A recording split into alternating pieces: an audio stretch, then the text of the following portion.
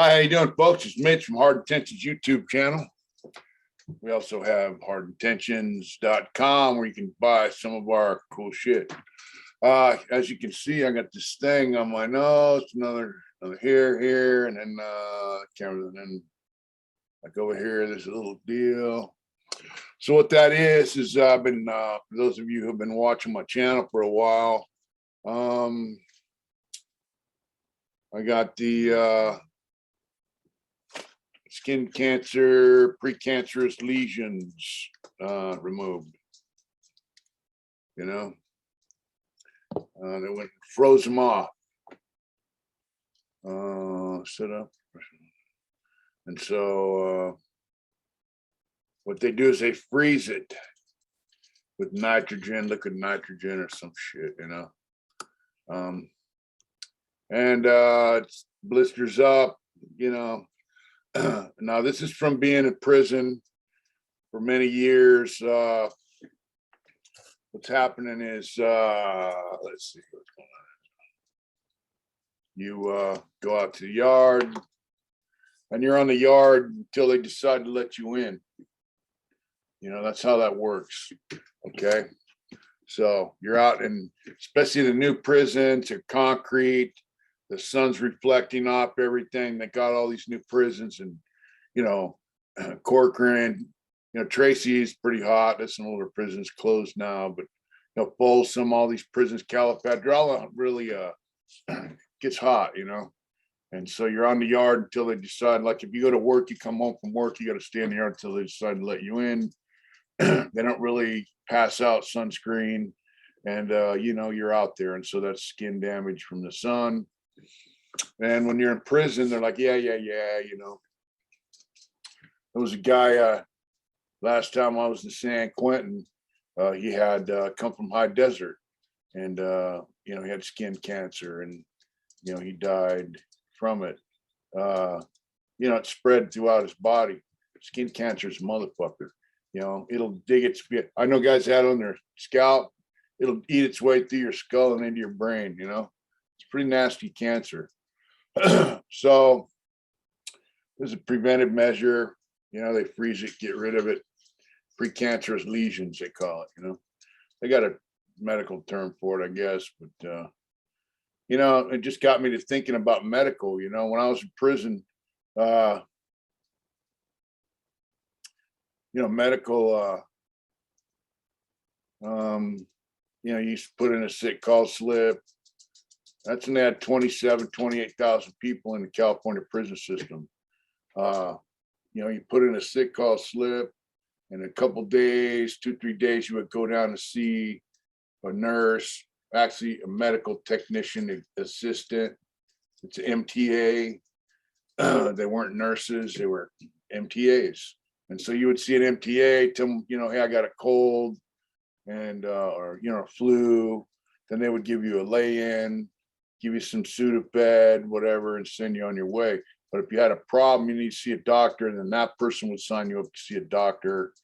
And it could take, the whole process could take, you know, 5 days to 2 weeks. It depends on what your problem was and what doctor you were seeing, right?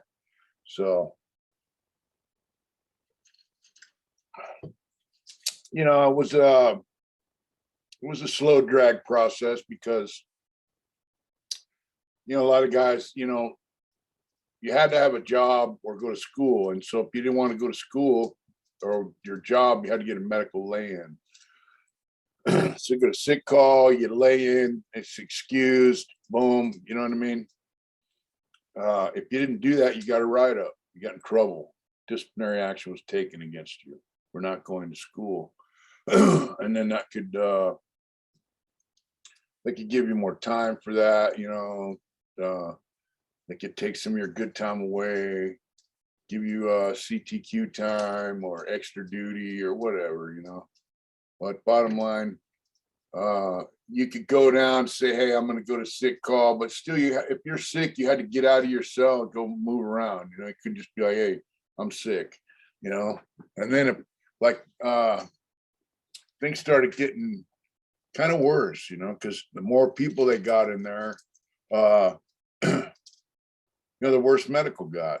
They got up to like almost 180,000 people in California prison system, spread out throughout the state. And people filed a lawsuit because the medical system and the mental health system got so bad. I think one person every week, sometimes two, was dying in the California prison system due to lack of medical care. Okay. So the Fed stepped in, said you need to lower your population because you can't take care of these people. And that's basically how I got out. The federal government, the federal courts made them lower the prison system population, you know? And, but I mean, you had guys that they were diabetic, they need diabetic medicine. That's a basic need of, you know, simple. They go over, get their shot. There were guys that died because they didn't get their shot. They didn't get their insulin. That's pretty bad, you know. The guy's a diabetic, it's on his chart, he needs a shot. Boom, you know. You know, I remember my friend Bob Beeler, you know, Bob had some kind of liver cancer or some shit, and he would say, man, my side hurts, you know. And he would go to sick call, like, yeah. They were like slow playing him. So they were monitoring his situation to the point where it killed him. I guess he had liver cancer or something. They sent him over to CMF, and you know, he died from it. And they could have gave him treatment, whatever it was at the time, but they didn't, you know, they let him die. And so yeah, that was Bob. And then my friend Cairo, you know, he had some kind of cancer in his stomach, same thing, complain. You know, next thing I know, he was as big as I am, and I seen him come back from medical, skin and bones. You know, he had scars all over him, and they tied his intestines, you know, to his. Yeah, they did a bunch of experimental shit on him. He ended up dying. You know, it was pretty ugly, man. I seen guys die from things in there that they shouldn't have died from, you know, because of medical, you know, and the worse it got, I mean, you know, with the population growth, medical got really bad. You know, I've seen guys pull their own teeth because they couldn't get to the dentist and get their teeth pulled because they had cavities. They wouldn't get it. They wouldn't take them to dental, like blowing them off. The cavity got so bad they couldn't take it, so they would pop their own tooth out. You know, that's pretty hardcore. You know, I was you know, I found out I was anemic. I transferred back to Donovan in 2003, and I had taken some blood tests about a year before I left. And so when I got to Donovan, I was short of breath, you know, and you know, I was passing blood in my stool. Long story. You know, so I get to Donovan, the guy goes, how long have you been anemic? And I go, I'm not anemic. And he goes, yeah, you took a test here in Lancaster prison a year ago, says you're anemic. They didn't even tell me. They let me go another year until I got to another prison to find out. They didn't even tell me that I was anemic, right? Which means you have a lack of oxygen in your blood. So I'd be playing handball. I just be, God, man, I'm out of gas, can't breathe. Turned out I had internal hemorrhoids. I had to have a big time operation, you know, and that fixed it. But you know, I went a year without knowing that I was anemic. So first they put me on iron. I was taking 1,000 milligrams of iron every day. It was pretty ugly. And then you know, they had me on some kind of Demerol or some shit in the hospital. It was a pretty major operation. They took 4 veins like 18 inches long out of my intestines. That's what the cops said, because when they do the operation, the cop's in the room, you know. You go to an outside hospital, there's always a cop with you no matter what. And so when I get back to the prison, I'm like, so what do I get for pain? They're like, yeah, there's some Tylenol.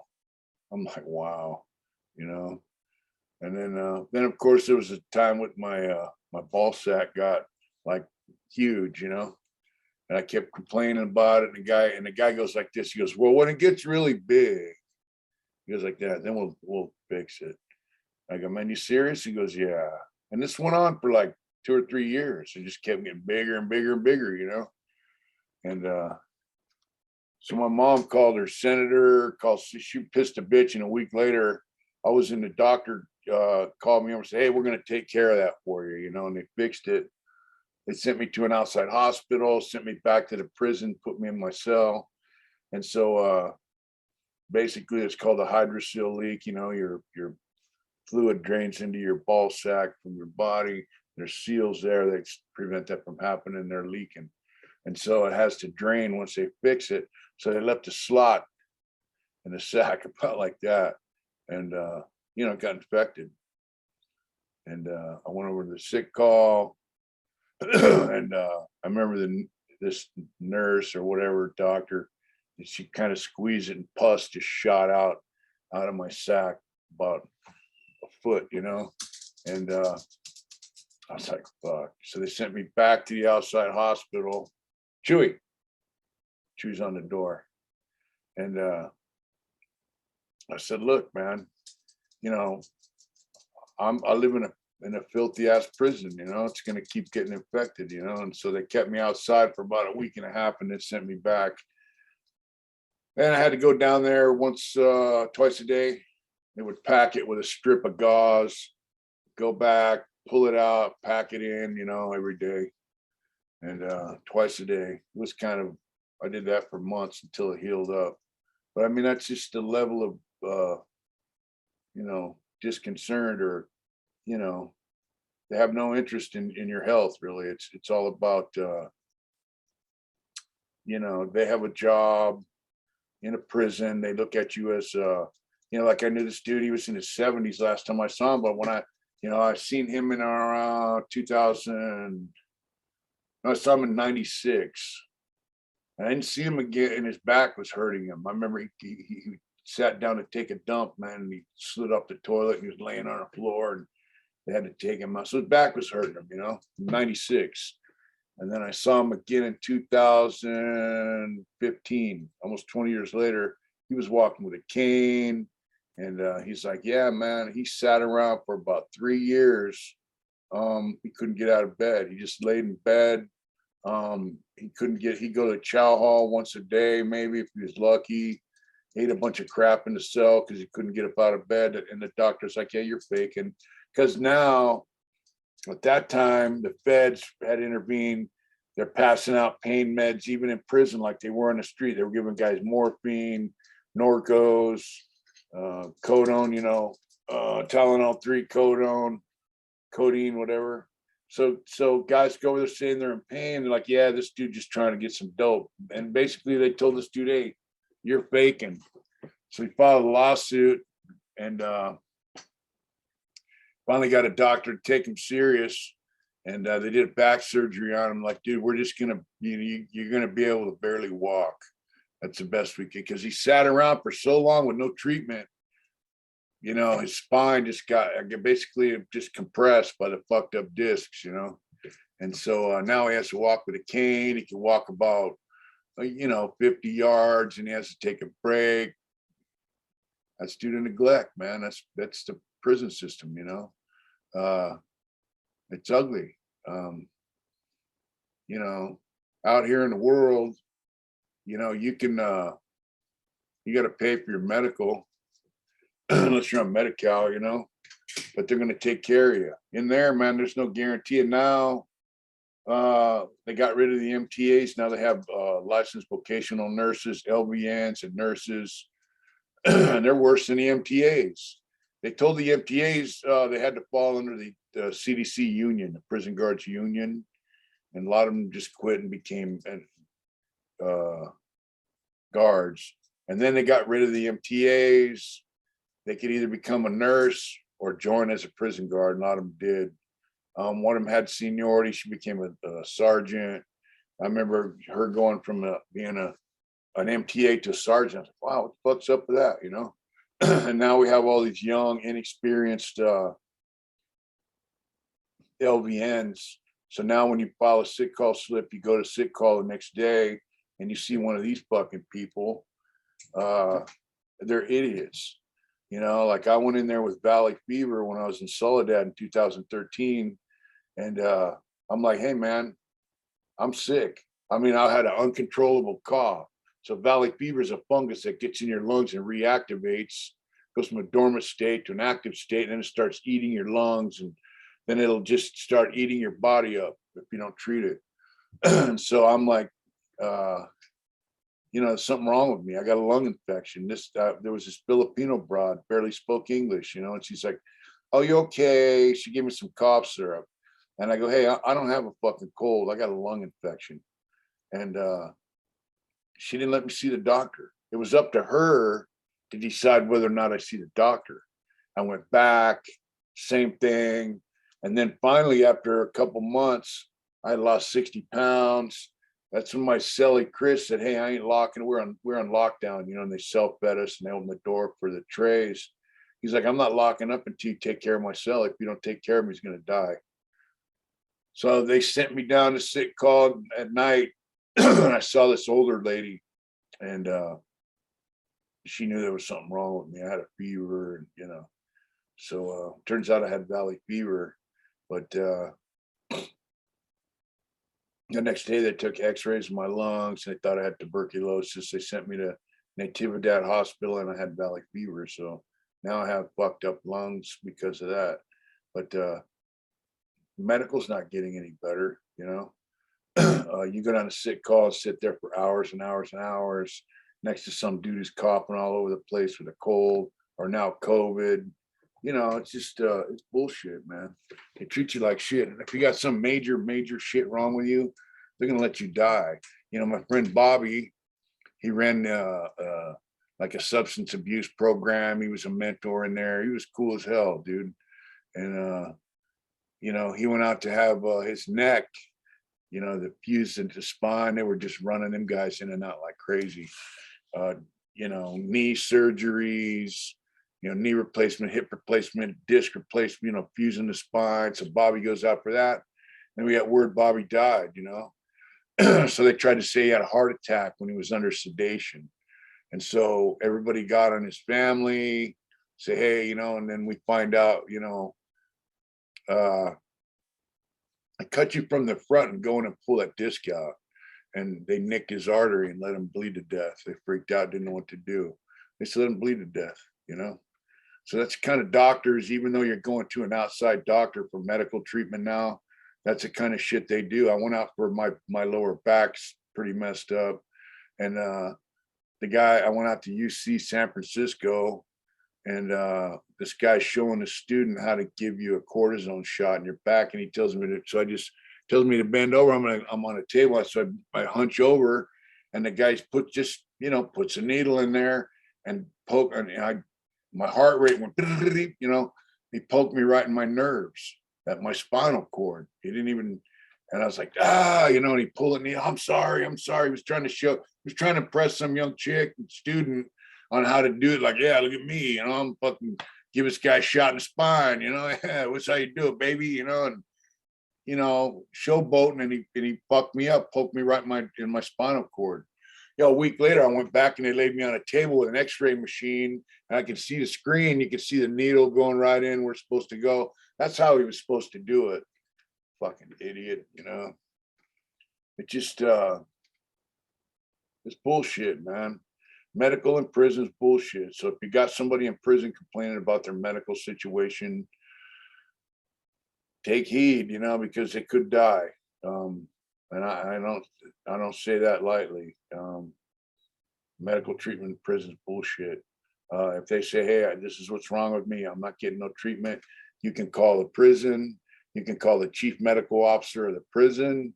You can call your senator. You can call your congressman. You can call your councilman. You can call Sacramento CDCR. Just Google it, who's in charge of medical for California Department of Corrections Rehabilitation. And then you can piss a bitch about it, and that's the only way, I got my hydrocele fixed on my ball sack. Wasn't for that, man, I'll probably still be walking around with a ball sack the size of a fucking volleyball. They just don't give a fuck, dude. It's pretty ugly. You know, you see guys get sick and die from shit that you're in question, you know, why'd that guy die? Well, it's because of the lack of medical or inadequate medical treatment. Or they blow you off like you're just some fucking scrap that they don't really care about, you know. So, you know, and you know, like with my nose, this fucking shit. I hated being on the yard all day in the hot sun. I hated not getting sunscreen or getting cheap ass sunscreen that don't work, you know. So now this is the result. I had to have it you know, frozen off, and hopefully this shit will heal up and it won't take away from my good looks. Yeah, no, hopefully it'll it'll heal up and not come back. And sunscreen is in order. And take care of your health, folks. That's all you got, man. As far as you know, living out here in the world, it's easier to do than it is in prison. And stay the fuck out of prison. That way you don't have to worry about it. So yeah, that's my take on healthcare in prison. It's bad. It took federal court intervention for 20 years before they finally fixed it. You know, I mean, that's how little they care about us. You know, Governor Brown, all these other governors, they fought it tooth and nail until the federal courts basically threatened to put them in prison if they didn't do something about it. So yeah, you got somebody in prison needs medical help, and they're complaining to you on the phone. Get their info, find out who to complain to, and get them taken care of. Otherwise, you could lose them. You know, there was a guy in Vacaville when I got there. He didn't have no legs. He went in. They were going to amputate one of his legs. They had to for whatever reason. They cut the wrong leg off. And when I got there, he didn't have no legs. They cut the wrong leg off, literally. And then, of course, they went back in and cut the leg off they were supposed to. And he'd go out in a wheelchair and sit on the yard, you know, with no legs. All, you know, I was like, fuck, dude. And he got a ton of money for that. And he used to just smoke weed all day. But I mean, the dude had no legs, man, because of their fucking mistake. I've seen a lot of that shit. There was a guy who went in for a hangnail on his toe. They had to cut his nail off. He fucking died. They did too much anesthesia, you know, and he fucking killed him. So if you got someone in prison, stay in touch with them, let them know you love them, let them know if they have medical treatment, they're not getting help, that you'll help them out, because it's still, even with all the lawsuits and shit, it's still pretty crappy, you know, and it's kind of scary. So take care of yourself, take care of your health, and take care of loved ones that are behind the walls. And if you're not behind the walls, don't fucking go. Take care and do it hard, folks. Thank you.